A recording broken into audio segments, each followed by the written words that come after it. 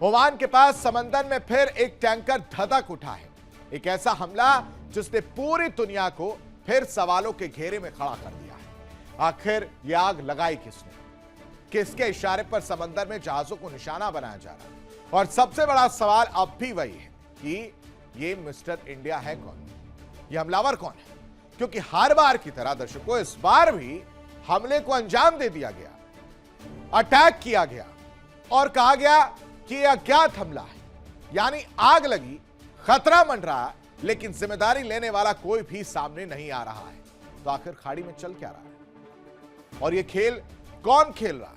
यह खेल कितना खतरनाक मोड़ ले चुका है, इसका अंदाजा इसी बात से लगाया जा सकता है कि बातचीत के दरवाजे खुले हैं, मगर मिसाइलों और हमलों की आशंकाएं भी साथ साथ बढ़ती हुई नजर आ रही है।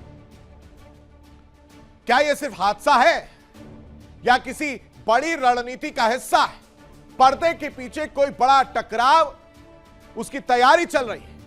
और क्या समंदर में भड़कती यह आग आने वाले दिनों में पूरे क्षेत्र को अपनी चपेट में ले सकती? दिखाते हैं आपको कि खाड़ी के पानी में उठती इस आग की पूरी कहानी क्या है। दरअसल ओमान के पास खबर जो शुरुआती दौर पर निकलकर सामने आती है वो ये कि एक दो शिप्स पर अटैक होते हैं। हमले की पूरी कहानी आप ये एक एक करके आप समझिए। आधी रात का वक्त होता है, दक्षिण दिशा में टैंकर बढ़ रहा होता है और अचानक से तेज धमाका होता है। प्रोजेक्टाइल की टक्कर की बात सामने आती है पोर्ट साइड पर और उसकी वजह से भीषण आग लग जाती है। यानी अटैक के पैटर्न को अगर समझने की कोशिश करें तो अज्ञात प्रोजेक्टाइल समुद्र के बीच निशाना लगाता हुआ नजर आ रहा है। आग की ऊंची लपटें और जांच एजेंसियां उसके बाद से सक्रिय होती हैं। सोचती भाई अभी तो सब कुछ शांति शांति चल रहा था, एक तरफ मातम पसरा हुआ है, दूसरी तरफ ये हमले अचानक से कैसे? और इस हमले की वजह से समझिए कि टैंकर की हालत क्या है। टैंकर तो तहस नहस हुआ, लेकिन जो क्रू था वो पूरी तरह से सुरक्षित बताए जा रहे हैं। किसी के हताहत होने की खबर नहीं, साथ ही साथ तेल रिसाव का जो डर रहता है इस हमले के बाद वो भी देखने को नहीं मिलता। तो ऐसे में बड़ा सवाल यह आ जाता है कि आखिर इस टैंकर पर हमला किया किसने? क्या इसके पीछे ईरान समर्थित गुट है? और क्या इस हमले की वजह से 14 पॉइंट वाला एमओयू उस पर भी खतरा मंडरा रहा है? समुद्री रास्ते अब सुरक्षित नहीं है क्या?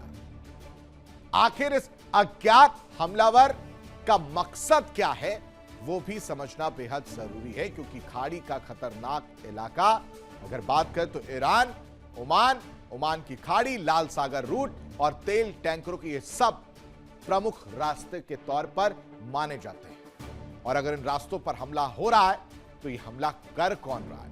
आखिर कौन है मिस्टर इंडिया? वो आप इस रिपोर्ट में देखिए।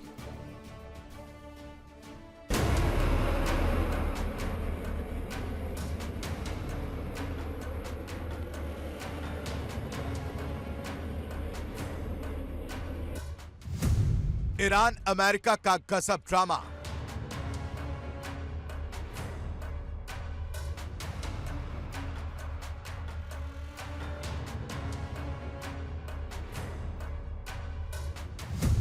ओमान के पास फिर धत का टैंकर।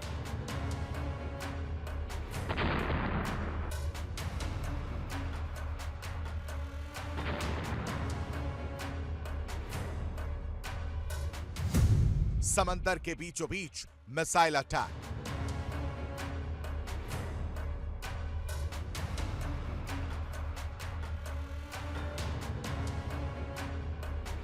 ईरान अमेरिका के बीच गजब का ड्रामा चल रहा है।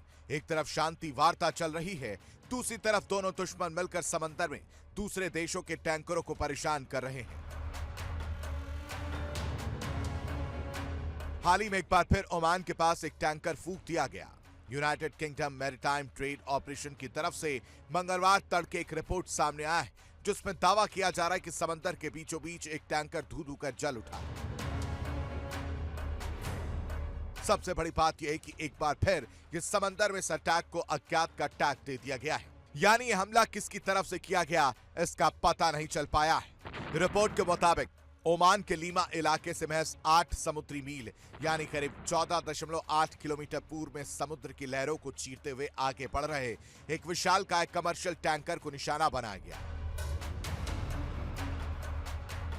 इस अज्ञात मिसाइल हमले के बाद समंदर के बीचों बीच टैंकर धू धू कर जल उठा, जिसने एक बार फिर यह साबित कर दिया है कि ईरान और अमेरिका की इस जंग में ग्लोबल मैरीटाइम रूट्स पूरी तरह बर्बाद हो चुके हैं। कौन कहां से अटैक कर दे कुछ पता नहीं चला है। दुनिया का सबसे संवेदनशील समुद्री रास्ता इन दोनों बारूद के ढेर पर बैठा है। मंगलवार की सुबह होने से ठीक पहले जब ओमान के तट के पास सब कुछ शांत था, तभी एक बड़ा तेल टैंकर अपनी मंजिल की तरफ दक्षिण दिशा में तेजी से बढ़ रहा था। वो ओमान के लीमा क्षेत्र के पास ही पहुंचा था कि अचानक एक जोरदार धमाका हुआ। किसी अज्ञात ठिकाने से एक बेहद खतरनाक और मिसाइल जैसे प्रोजेक्टाइल ने सीधे टैंकर के पोर्ट साइड यानी लेफ्ट साइड पर जोरदार हिट किया। हमला इतना सटीक और भीषण था कि टकराते टैंकर के उस हिस्से में आग की गगनचुंबी लपटें उठने लगी। आधी रात को समंदर के बीचों बीच हुए इस धमाके ने आसपास से गुजर रहे दूसरे जहाजों को कैप्टनों के होश भी उड़ा दिए। इस भयानक हमले के बीच सबसे गनीमत यह रही कि किसी की जान नहीं गई। यूकेएमटीओ की शुरुआती रिपोर्टों के अनुसार टैंकर पर मौजूद क्रू मेंबर्स पूरी तरह सुरक्षित हैं और किसी के हताहत होने या घायल होने की कोई खबर नहीं। इसके साथ ही अक्सर ऐसे तेल टैंकर पर हमले के बाद जो सबसे बड़ा डर होता है यानी समंदर में तेल का रिसाव होना, वैसा कुछ भी नहीं हुआ। एजेंसी ने साफ किया कि फिलहाल पर्यावरण को किसी भी तरह का नुकसान पहुंचने की कोई रिपोर्ट सामने नहीं आई, जो इस पूरे हादसे में एक बहुत बड़ी राहत की बात है। इस पूरी घटना के बाद जो सवाल पूरी दुनिया की खुफिया एजेंसियों को सबसे ज्यादा परेशान कर रहा है वो ये है कि आखिर इस टैंकर पर हमला करने वाला कौन है। हालांकि अभी तक किसी भी आतंकी संगठन या देश ने इस कायरतापूर्ण हमले की जिम्मेदारी नहीं ली, लेकिन खाड़ी क्षेत्र में हाल के महीनों में जिस तरह की जियोपॉलिटिकल टेंशन बढ़ी है, उसे देखते हुए शक की सुई कुछ खास ताकतों की तरफ घूम रही। इस इलाके में यमन के हूती विद्रोहियों से लेकर ईरान समर्थित गुटों की सक्रियता हमेशा से रही है, जो अक्सर लाल सागर और ओमान की खाड़ी के आसपास के समुद्री रास्तों को निशाना बनाते रहे। जांच एजेंसियां अब इस बात का पता लगाने में जुटी हैं कि यह मिसाइल हमला था या फिर किसी आत्मघाती ड्रोन के जरिए टैंकर को उड़ाने की कोशिश की गई थी। Bureau report, India daily 24/7। Break के बाद स्वागत है। वर्ल्ड वॉर में दुनिया की जो सबसे बड़ी महाशक्ति और मिडिल ईस्ट की सबसे बड़ी जो चुनौती, उसकी बात करते हैं। ये दोनों एक बार फिर से आमने सामने। व्हाइट हाउस से निकली धमकी और उसके बाद से तेहरान से आया जवाब, जिसकी वजह से पूरी दुनिया की धड़कनें तेज हो गई। अमेरिकी राष्ट्रपति डोनाल्ड ट्रंप ने खुले मन से ऐलान कर दिया, या तो ईरान डील करेगा या फिर अमेरिका काम पूरा कर देगा। ये धमकी दे रहे हैं, कह रहे हैं चाहे तो 1 घंटे में ईरान को और ईरान के पुल गिरा देंगे, बिजली सप्लाई खत्म कर देंगे, पावर प्लांट तबाह कर देंगे और पूरे देश के इंफ्रास्ट्रक्चर को मलबे में बदल देंगे। लेकिन उधर तेहरान, उसने ये बात सुनी और उसके बाद से तेहरान ने भी पलटवार किया। तेहरान कह रहा है कि झुकने को तैयार नहीं है मिस्टर प्रेसिडेंट। ईरान ने ट्रंप को ऐसा जवाब दिया है जिसने वॉशिंगटन तक हलचल बढ़ा दी है। तो क्या मिडिल ईस्ट फिर किसी बड़े युद्ध के मुहाने पर खड़ा नजर आ रहा है? क्या ट्रंप की धमकी सिर्फ दबाव की रणनीति है या फिर ईरान पर एक और बड़े हमले की उल्टी गिनती शुरू हो चुकी है? क्योंकि ईरान पर ट्रंप की जो नई धमकी है कि या तो डील होगी या तबाही, ये बहुत कुछ अपने आप में बयां कर रही है। अल्टीमेटम दे रहे हैं, 1 घंटे में तबाही, पुल गिरा देंगे, इंफ्रास्ट्रक्चर पर हमला करेंगे, प्लांट मिटा देंगे। और उसके बाद तेहरान से भी जवाब आता है वॉशिंगटन को कि सावधान, हम झुकने वाले नहीं हैं। ट्रंप की मिसाइल जैसी चेतावनी पर तेहरान का जवाब आता है और कहता है कि दबाव की राजनीति तो बिल्कुल भी मंजूर नहीं है मिस्टर प्रेसिडेंट। और इस वजह से ईरान अमेरिका का जो तनाव है वो इस वक्त चरम पर नजर आ रहा है। कैसे? इस रिपोर्ट में देखिए।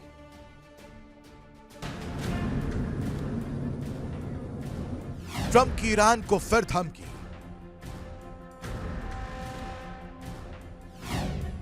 या तो डील होगी या फिर तबाही।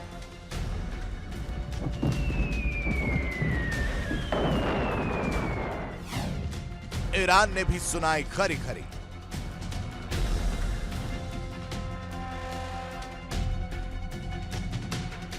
व्हाइट हाउस से निकली धमकी और तेहरान से आया सीधा पलटवार। अमेरिकी राष्ट्रपति डोनाल्ड ट्रंप ने दुनिया को साफ संदेश दिया, यह समझौता होगा या अमेरिका अपना काम पूरा करेगा। ट्रंप ने दावा किया कि अमेरिका चाहे तो कुछ ही घंटों में ईरान का अहम इंफ्रास्ट्रक्चर तबाह कर सकता है।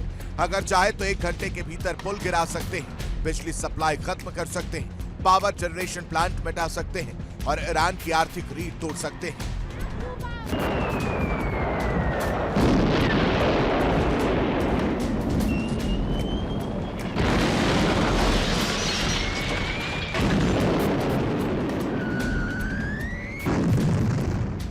उन्होंने दावा किया कि अब ईरान के पास पहले जैसी आर्थिक ताकत भी नहीं बची, लेकिन सच्चाई यह है कि वो युद्ध नहीं बल्कि समझौते को प्राथमिकता देना चाहते हैं।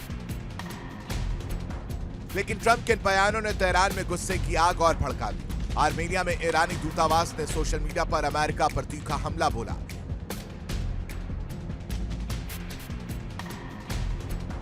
पोस्ट में कहा गया, अमेरिका कभी भी इस दर्द को नहीं समझ सकता।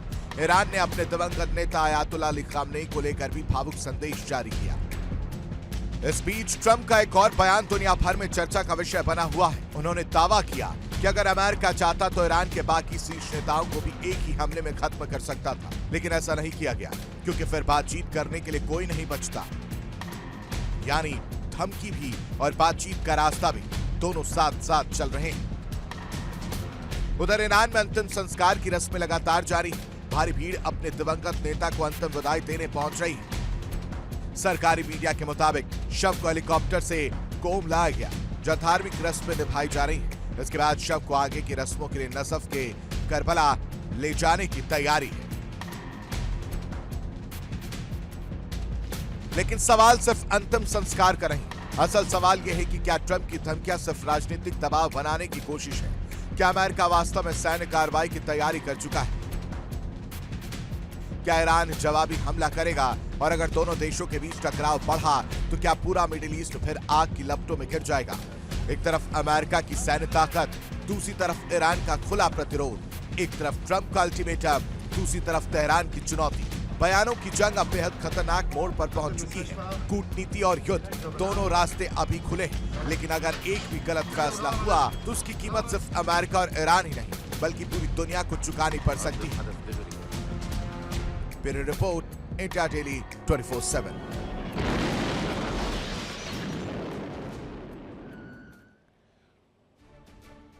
रात के अंधेरे में कीव पर ऐसा हमला हुआ है कि पूरा यूक्रेन टहल उठा है। दर्शकों, आसमान में गूंजती मिसाइलों की आवाज, जमीन पर तबाही का मंजर और यूक्रेन की बेबसी साफ दिखाई दे रही है। रूस ने राजधानी कीव को निशाना बनाते हुए एक साथ मिसाइलों और ड्रोन की बौछार कर दी। दावा है कि रूस ने 68 मिसाइलों, 68 और 351 ड्रोन से हमला किया, जिसमें 23 बैलिस्टिक मिसाइलें शामिल थी। और सबसे बड़ा झटका यूक्रेन के एयर डिफेंस सिस्टम को लगा, क्योंकि यूक्रेन के मुताबिक उसकी सेना एक सिंगल बैलिस्टिक मिसाइल को रोक नहीं पाई। इंटरसेप्टर मिसाइलों की कमी ने राजधानी की सुरक्षा पर बड़ा सवाल खड़ा कर दिया है, जिसकी वजह से ज़ेलेंस्की भीख मांगने पर मजबूर हुआ। इस मिसाइल प्रहार ने पोल खोल कर रख दी है। कीव पर मिसाइलों का महाप्रहार देखने को मिला, जिसमें 23 बैलिस्टिक मिसाइलों से हमला किया गया। 28 लोगों की मौत होती है और 100 लोग घायल बताए जा रहे हैं। कई रिहायशी इमारतें धराशायी होती हुई नजर आती है, क्षतिग्रस्त होती हुई नजर आती है। और वजह सिर्फ एक कि यूक्रेन का जो एयर डिफेंस सिस्टम है वो पूरी तरह से नाकाम है। कह रहे है ही नहीं हमारे पास। अमेरिका से मांग रहे, नाटो से मांग रहे, नाटो देशों से कह रहे कि हमें दे दीजिए, जिससे हम अपनी सुरक्षा कर सके, हम अपनी राजधानी पर हमला रोक सके। एक भी इंटरसेप्टर नहीं है, और इसकी वजह से रूस के हमले से यूक्रेन दहलता हुआ नजर आया, जिसमें ज़ेलेंस्की ने पैट्रियट की मांग की है। लेकिन कौन देता है कौन नहीं, इस युद्ध में कौन किसके साथ है, यह तस्वीर आपने बखूबी देखी है। क्या है इसकी इनसाइड स्टोरी, इस रिपोर्ट में देखिए।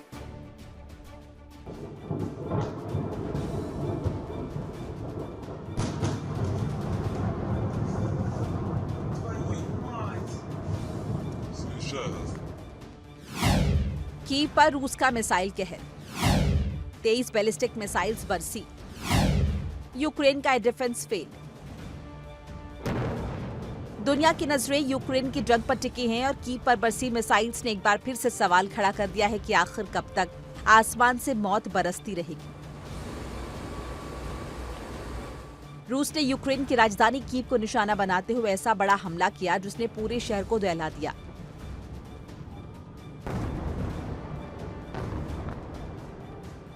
तेईस बैलिस्टिक मिसाइल्स, दर्जनों क्रूज मिसाइल्स और सैकड़ों ड्रोन, यानी एक साथ आसमान से तबाही का तूफान उतार दिया गया।